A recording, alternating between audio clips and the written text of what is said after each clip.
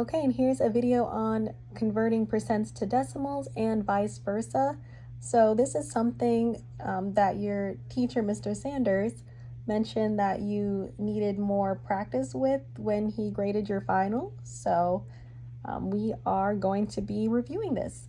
And we will start with converting percents to decimals. Let's start there. So let's take 5%. Let's start there. So 5% to a decimal. So the first thing you want to do is think of your percent as a whole number. So 5.0. Now, what you want to do, I don't know why I put 2 zeros there. I mean, there is another 0 technically, but anyways, 5.0. Now, you want to move your decimal over 2 places to the left. So 1, 2. Now we move our decimal here, and for every little dip, there goes a 0 in this place. So we end up with 0.05. And that is how we turned this percent into a decimal. Okay, let's try another one. Let's do 15%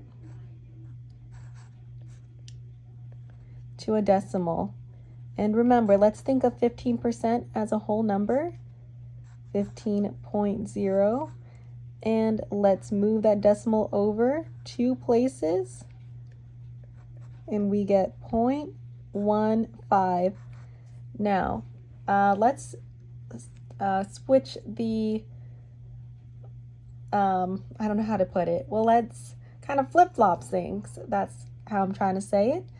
Now, when we flip-flop things, let's try doing a decimal to a fraction. So let's do 25.25. And we want to change that to, not a fraction, I'm sorry, a percent. Now, instead of moving the decimal over to the left, we're going to move it to the right 2 places. So 1, 2. And that gives us 25. And just add that percent sign on there. Okay, let's try another one. Let's do 0.75. And the same thing. Let's move that decimal over 2 places to the right. So we get 75. And just add on that percentage sign. And that's a quick review on how to convert percents to decimals.